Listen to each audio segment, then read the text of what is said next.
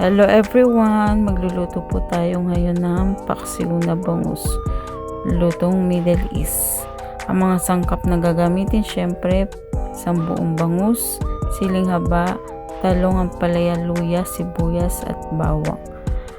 Ang gamit ko po dyan ay isang buong bangus. Nilinisan natin, tinanggal ko na ng kaliskis. 6 na slice ang nahiwa natin sa isang buong bangus. Nagiwa na rin tayo ampalaya, talong, sili, luya, bawang, sibuyas. Prepare natin ng suka, pamintang buo, crush bali yun, and then magic sarap. Lagyan na natin ng asin. So bago ko po slice yung gulay, nilagyan ko na po yung bangus ng paminta at asin. Yan. Pagkaano po, salansan na natin ng luya. Spread lang po natin ng luya. Unahin natin ng luya. Spread lang po. Hindi ko po nilatan luya.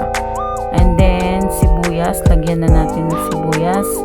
Bali, dalawang sibuyas na po ang ginamit ko dyan. Dalawang buong sibuyas. Ayan. Spread din natin. Kalat natin. And then, sunod, bawang.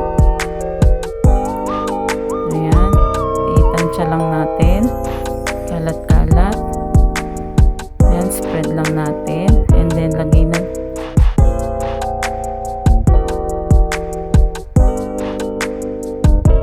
na natin dyan ng bangus. Salansan na natin. Isa-isa. 6 slice na bangus. Ayan. Yung bangus. Na may asin at paminta. Salansan natin ng maayos. Pagkasalansan po, lalagyan din po natin sa ibabaw ng luya, sibuyas at bawang. Ikalat lang din po natin, spread natin. Ayan, yung mga natirang bawang, sibuyas at luya sa nahiwa natin, yun po ilalagay natin sa top. Hinati ko po, nilagyan ko po ang ilalim, lalagyan din po natin ng ibabaw para po lumasa ang bawang, sibuyas at luya sa isda. Para masarap po talaga. Ganyan po talaga ako maglagay ng bawang, sibuyas at luya. After nyan, lagyan na natin ng magic sarap, pampalasa, pampasarap, magic sarap. Lagyan na rin natin ulit ng paminta. Kasi ang paminta po, nagbibigay aroma sa paksiw. Mas maraming paminta, mas masarap po. Ayan, lagyan natin ng crush na paminta. Spread lang din natin ng paminta. Kalat-kalat lang din natin. Tapos ng paminta, lalagyan na rin po natin dyan ng konting asin. Kasi lagyan na natin asin yung bangus. At may magic sarap na rin. Ngayon, ilagay na natin ng suka. Ayan, tansya-tansya lang po sa suka kung gaano po karami ang gusto nyo suka.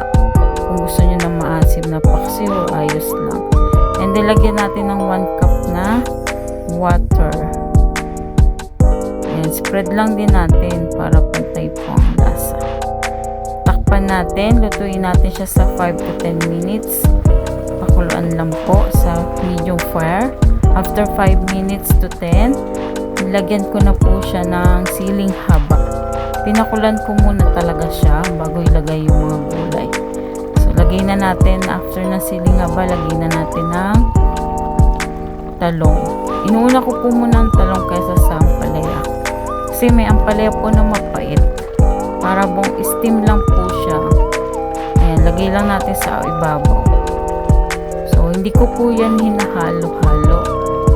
After po natin yan, pagkatakpan, kinalog-kalog ko lang po siya sa shinake ko lang po.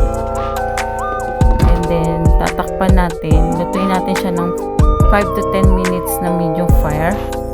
Ayan siya. Ayan po. After 10 minutes po sa pagkakulo ng medium fire, nilalagyan ko po na po siya ng oil. Ayan na po yung huli. After ng oil, lulutuin natin siya sa 10 minutes na low fire. After po nyan, ayan na po ang resulta. So, luto na rin ang gulay. Super sarap. Favorite ko pong paksiw.